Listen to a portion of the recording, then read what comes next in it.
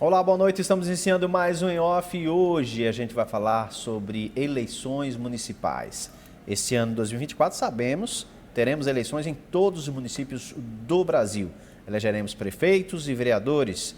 E a gente vai começar um pouco sobre o cenário, esse pré-cenário nos municípios, começando por Jaboatão dos Guararapes. E aí a gente chamou o professor e ex-vereador Daniel Alves, que está conosco aqui. Professor, boa noite, seja bem-vindo ao Em Off. Vamos fazer uma análise, dar uma analisada nesse quadro geral de Jaboatão dos Guararapes para as eleições desse ano? Sim, agradeço, Mário Neto, o convite para estar debatendo sobre Jaboatão, que é a cidade do meu coração. Então, falar sobre a conjuntura política, sobre os desafios que é governar uma cidade que é a segunda maior de Pernambuco. E a gente vai conversar a respeito dessas questões, começando com esse cenário atual, né? Como é que o senhor analisa o cenário atual de Jaboatão dos Guararapes?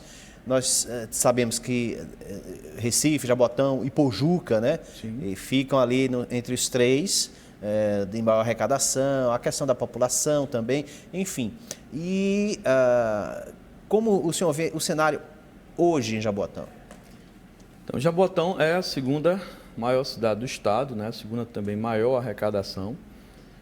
Jaboatão, geograficamente, é maior do que a capital. Então, por isso, o desafio também é muito maior. Você tem uma arrecadação,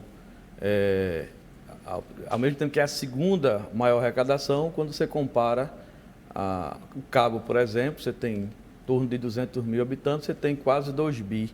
Você vai para Jaboatão, tem um pouco mais de 700 mil habitantes, você tem 2 bi, 2,500 milhões. Então, o desafio é muito grande. Né? Você tem uma cidade que ela é dividida em 7 regiões administrativas, e são regiões também complexas, diferentes. Você vai para a região das praias, que é todo um contexto cultural, geográfico, econômico, social, que você tem que olhar para aquele cenário ali de desenvolvimento da orla. A gente hoje não tem turismo, hoje a praia é imprópria para banho, o esgoto continua sendo jogado nas praias de Jaboatão. A gente tem ali próxima também a Lagoa d'Água, que é o tesouro abandonado, esquecido, hoje um esgoto a céu aberto. Não foi cuidado ao longo de tantas décadas por nenhum dos prefeitos estantes que assumiram a cidade. Você vai para a região de Cavaleiro, dos altos, das colinas, né, da Feira de Cavaleiro, é uma outra realidade diferente. Você vai para os curados dos conjuntos habitacionais, dos loteamentos, né, que fez crescer o curado, também sem a fiscalização, sem o ordenamento público. Então, Jaboatão é isso. Aí você vai para a região de Muribeca, Jaboatão Centro, que é uma área mais rural, né, onde... É conhecido como Jaboatão Velho, né? Que é conhecido como Jaboatão Velho, mas inclusive a população nem gosta muito desse termo, né? Chama de Jaboatão Centro, onde iniciou, deu início à cidade. Então, os desafios, é preciso olhar para administrar Jaboatão com esses olhares diferenciados de cada região. E né? você tem hoje um Jaboatão da área ali da BR-101, que é o Jaboatão dos centros de distribuição. Sim, né? exatamente. Que vem crescendo aquela área. Aquela é uma região ali da zona de processamento de exportação, a ZPE, que precisa ser rediscutido, repensado, precisa trazer novas indústrias, precisa incentivar o crescimento das que existem, para a gente garantir mais emprego, né? E aí cabe ao futuro gestor, e a gente tem isso na nossa pauta, de capacitar, qualificar os jaboatonenses para ocupar os espaços dessas fábricas, dessas empresas, que hoje, por não ter essa habilidade dentro da gestão pública, a gente recebe muita gente de fora. Está aí SUAP, né? SUAP, o governo federal já anunciou que vai voltar a bombar no estado. Nós somos uma cidade, né, em linha direta para Ipojuca, para SUAP, então precisamos garantir uma população preparada para assumir os postos em SUAP, ao invés de a gente estar recebendo tanta gente que vem de Bahia, de Ceará, de outros estados, tendo aqui pertinho, e a gente vai qualificar essas pessoas. Então, o senhor tocou numa questão interessante, que com essa retomada da autonomia do terminal portuário SUAP, né, industrial e portuário SUAP, e realmente a tendência é de que as coisas fluam mais rapidamente, né? Questão de investimentos, de chegada de novas empresas. Então. E nesse entorno, aí você tem Cabo de Santo Agostinho, Ipojuca e Jaboatão dos Guararapes também inserido nesse entorno. Né? Enfim, e aí precisa-se ter uma política pública de desenvolvimento para que se ocupe da melhor forma aquela área ali. Né? Sim.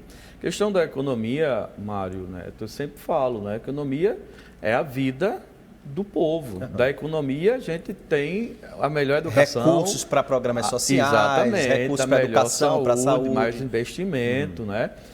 Quando se gera emprego, se garante renda, a gente está garantindo qualidade de vida para a população, né? E a gente não tem. O Jaboatão é uma cidade com muitos potenciais, né? Mas infelizmente a gente desconhece o que a Secretaria de Emprego e Renda da cidade realiza. Sabe? O que eles fazem muito é juntar os artesãos, fazer aquela feirinha para dar a impressão que a Secretaria de Emprego e Renda está trabalhando, está gerando emprego. Então, no futuro, a gente quer criar um grande centro de apoio ao trabalhador, né, e ao microempreendedor, para que a gente faça esses centros de forma descentralizada nos principais centros administrativos da cidade, para que a gente apoie os novos empregos, capacite os trabalhadores da cidade, mas também que a gente contribua com os microempreendedores, com a liberação de crédito, né, com convênio com o Sebrae, para que a gente possa instruir nos negócios, né, e a gente consegue, com isso, tirar muita gente da rua do trabalho informal. Você tem uma pessoa com uma barraquinha no meio da rua, se a gente garante um crédito para que ele compre o equipamento, para que ele organize uma lojinha, às vezes na sua própria casa, aí ele sai da rua, Mário, e vai negociar na sua comunidade. Ele sai dos grandes centros comerciais para abrir o seu comércio na sua comunidade, às vezes no seu terraço, na sua casa, ou alocando. Isso precisa ter investimento, precisa ter o apoio do governo, certo? E gerar emprego também. A gente tem, é muito forte lá o terceiro setor, é muito forte a prestação de serviço. Só que ninguém consegue chegar nos grandes centros, não tem estacionamento público hoje, a gente não tem o solo organizado, né? Precisa pensar até na questão de zona azul, R$3, você passa lá 3 horas ou passa o dia inteiro, mas precisa organizar isso, não tem isso. Essa é uma questão interessante. Nos Estados Unidos se tem aquele ditado, né? No parking, no business. Sem estacionamento não há negócio que se sustente, né? E como é que a pessoa vai chegar, vai estacionar ali e vai fazer as suas compras, né? Enfim. Nós somos uma cidade histórica, são 430 anos de cidade. Somos uma cidade que ninguém comenta mais, não vê mais nos livros que foi em Jaboatão que nasceu a pátria.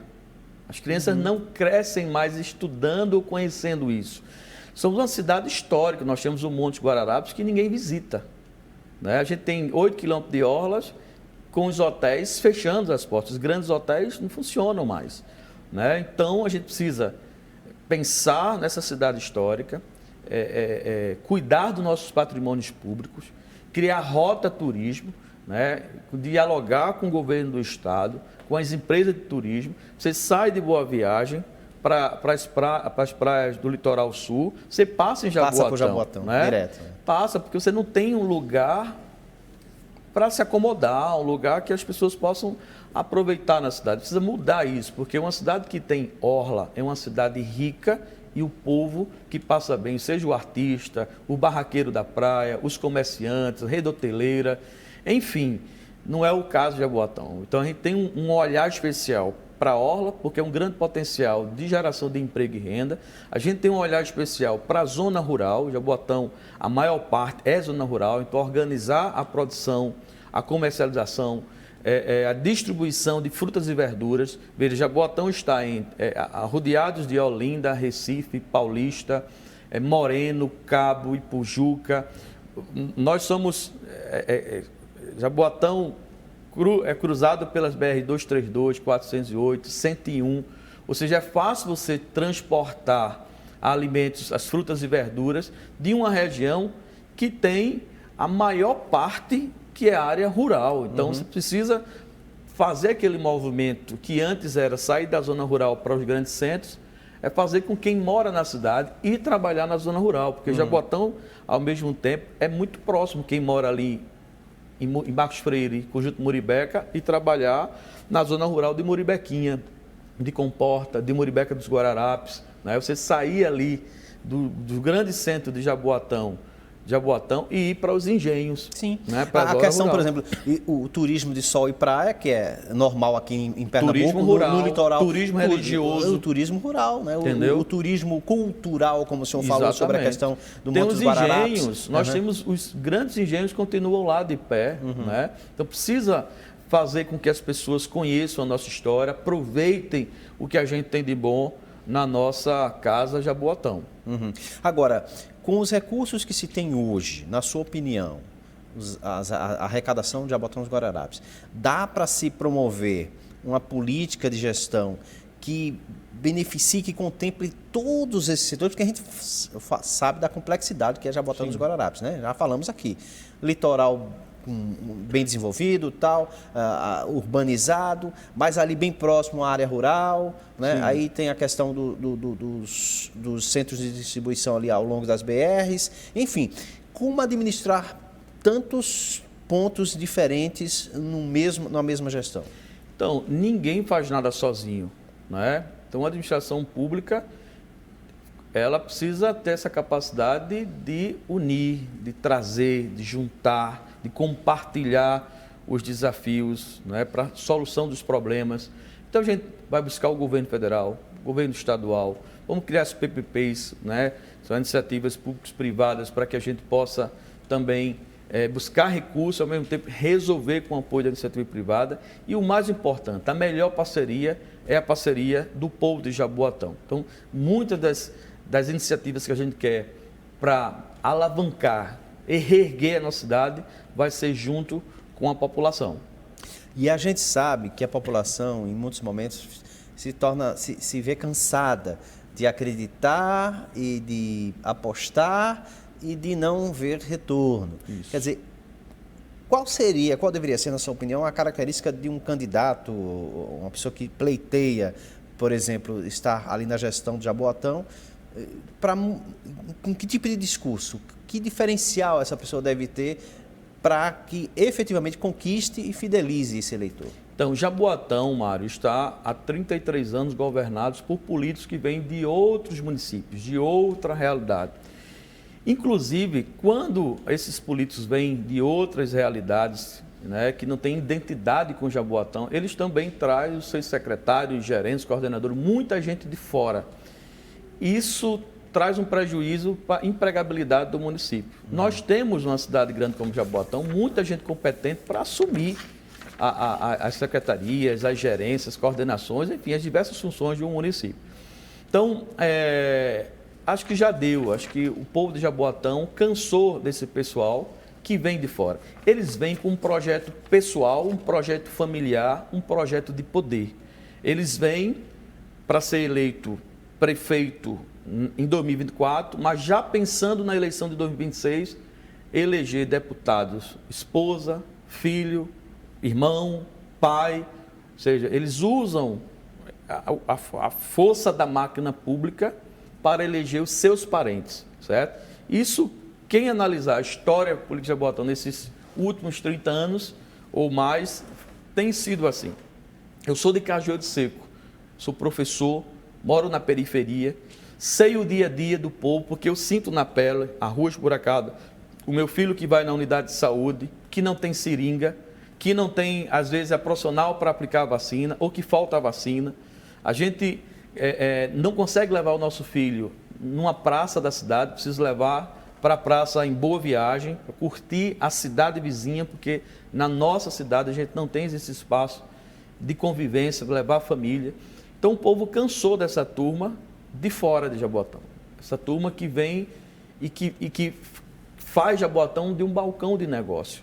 O povo quer agora alguém que tenha a cara de Jaboatão, que tenha paixão por Jaboatão, que tenha compromisso por Jaboatão. Então, no dia a dia da cidade, as pessoas têm criado um vínculo e uma alegria muito grande com o nosso projeto, porque a gente de fato representa Jaboatão. Eu falo Jaboatão, a casa Jaboatão. Eu falo os meus irmãos e irmãs jaboatonenses. São essas pessoas que querem uma verdadeira transformação no município. Essa é a diferença entre os outros. E alguém poderia dizer assim, mas isso acontece quando o candidato não é tão conhecido, não está nesses 30 anos de alternância. Sim. Enfim, e quando se chega ao poder, fica todo mundo igual. O que o senhor tem a comentar em relação a isso? Porque a gente sabe que é uma desconfiança de muitos eleitores. Né? Eu até comentava outro dia, alguém falava, não, ele vai ser eleito vereador e vai sair da comunidade, ele vai ocupar cargos públicos e vai sair da comunidade. O senhor, inclusive, já ocupou um cargo de vereador na cidade. Então, a gente ocupou espaços na administração pública, estadual, no município, estive na função de vereador e mantenho morando na mesma residência, vivendo a minha comunidade, que é uma das comunidades, um dos bairros mais populosos de Jaboatão, que é Cajueiro de Seco, né? E eu digo, quem mora em Cajueiro de Seco conhece a realidade de qualquer bairro e comunidade de Jaboatão, não é diferente. Os desafios são os mesmos, eu sinto muito na pele. Quem sente na pele não é que é o salvador da pátria, mas tem mais sensibilidade, coragem, vontade de transformar e melhorar a vida das pessoas. Só tem que, é preciso convencer os eleitores, né, em relação a isso. Quer dizer, e aí a ideia de uma pessoa que tem essa postura é caminhar. Exatamente. Tá ali junto. Jaboatão não tem TV. Então eu digo que o melhor candidato é quem tem exposição de rua, que tem coragem de dar a cara para conversar com as pessoas. Você falou aí, eu lembrei, em 2020, quase 180 mil pessoas não votou em nenhum candidato. Então, imagine quantas pessoas estão desencorajadas e são desacreditadas de praticamente votar. Perdidas. A gente vai comentar sobre essa questão no segundo bloco, a respeito da questão dos votos, esses votos, as abstenções, as ausências, enfim.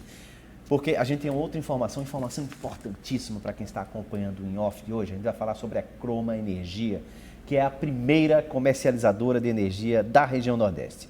São mais de 15 anos no mercado, mais de 400 unidades atendidas. Ela foi idealizada lá em 2008 pelo CEO atual, Rodrigo Melo, e tem uma visão moderna aplicada à gestão, comercialização e geração de energia. A Croma Energia utiliza tecnologia, expertise e otimização de investimentos para proporcionar essa maior eficiência energética e o melhor custo-benefício aos clientes. Mais de 400 clientes já atendidos e satisfeitos com a Croma Energia. Portanto, se você é pequeno, médio, grande empresário, você pode, tem CNPJ, converse com a Croma, ligue para o pessoal da Croma, a equipe está pronta para tirar todas as suas dúvidas. O telefone está aí na tela. Vamos ao intervalo, daqui a pouco a gente volta.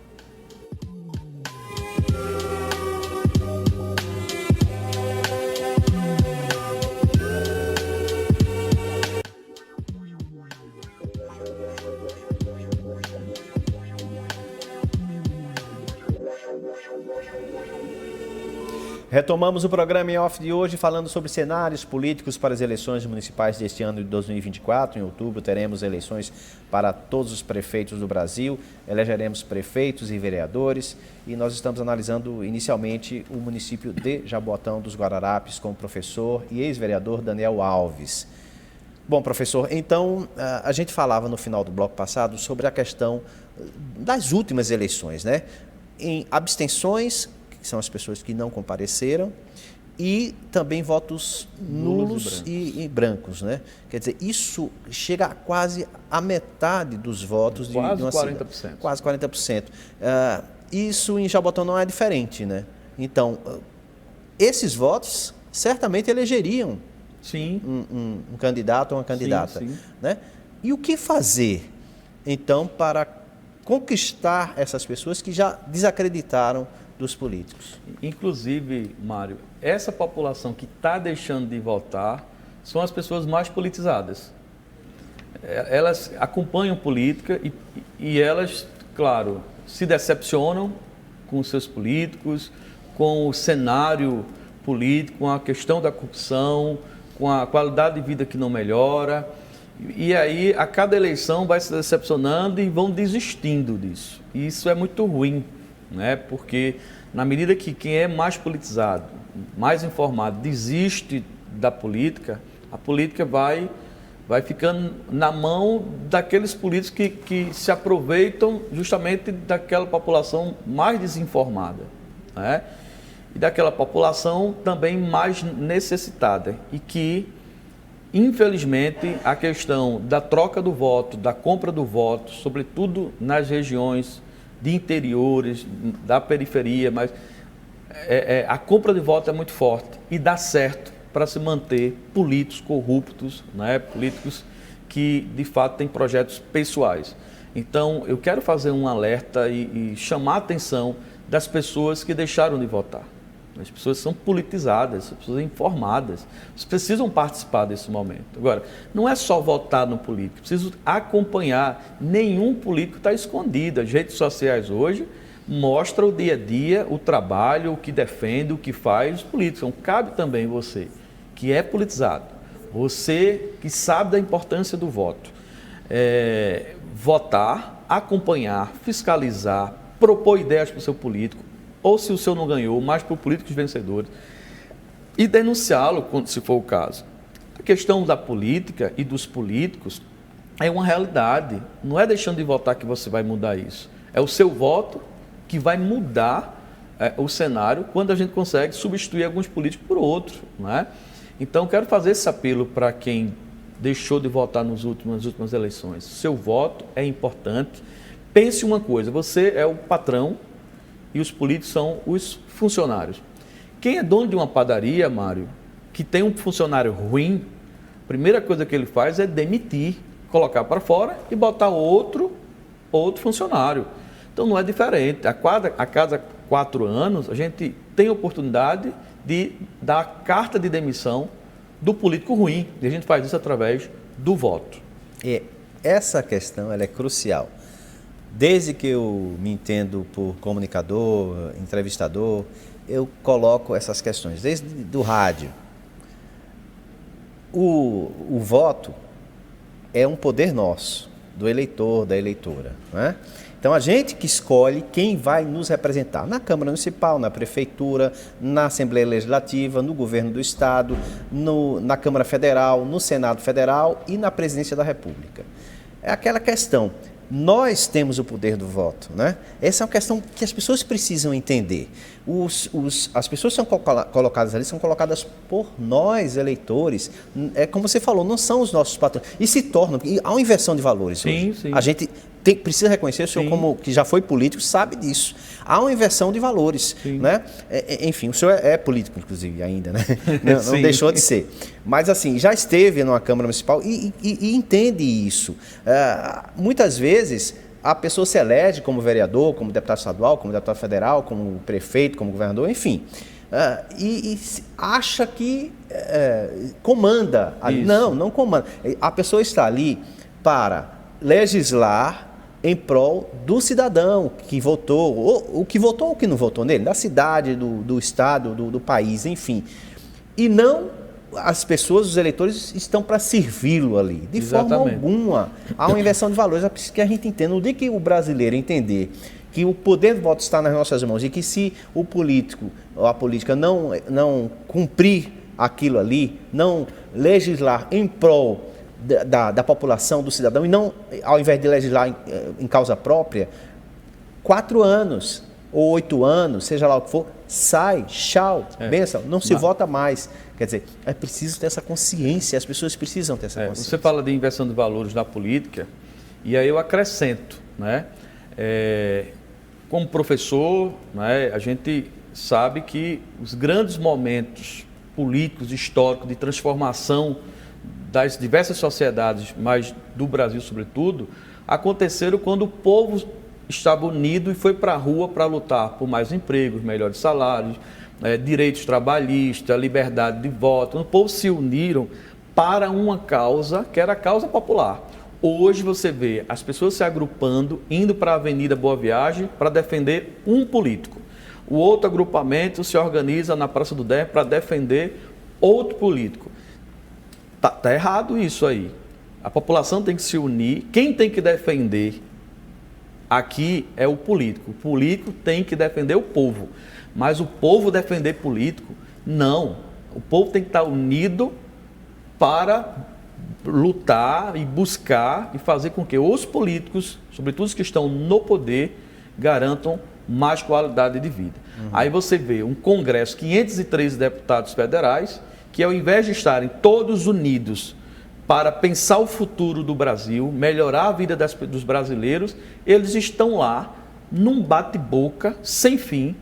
Se degladiando por interesse pessoal. Isso, palavra de baixo calão, um humilhando o outro, a falta de dar soco no outro, por cores partidárias, ideológicas, que na verdade eu sempre digo, né? Um lado depende do ódio que se tem que fazer do outro para sobreviverem na política. Eu estou fora disso. Eu tenho dito que lá em Jaboatão nós temos duas ideologias muito fortes, né? Dois representantes de cores partidárias. Eu sei no que eu acredito, eu sei em quem votei, mas em 2024 a minha defesa é de Jaboatão, minha cor é Jaboatão, minha ideologia é Jaboatão, meu projeto é Jaboatão. Eu vou deixar com que eles fiquem se acusando lá, enquanto isso a gente vai estar andando para conversar com o povo de Jaboatão que não aguenta essa briga. E como prefeito, no futuro, buscar o governo federal, o governo estadual, buscar os deputados bolsonaristas, os deputados petistas, os deputados, sobretudo os que tiveram muito voto em Jaboatão, para poder enviar emendas. E se não mandar emenda para Jaboatão, a gente vai dizer ao povo, porque tem deputados tanto de esquerda, tanto de direita, que tiveram 5 mil votos, 10 mil votos, 30 mil votos, e a gente vai buscar esses deputados, independente de suas ideologias, porque eles vão ter que retribuir o que o povo fez com ele. Ok. Daniel Alves, muito obrigado pela sua participação aqui no Em Off hoje. Eu que agradeço, Marco Neto, a todos que estão nos assistindo, né? Que Deus abençoe, nos ajude e que seja um ano 2024 de muita vitória para todos nós. Isso. Começamos com o professor e ex-vereador Daniel Alves, que falou sobre o cenário político agora em 2024 para as eleições em Jaboatão dos Guararapes. Agradecemos a sua presença até este momento conosco. Uma boa noite e até o próximo Em Off.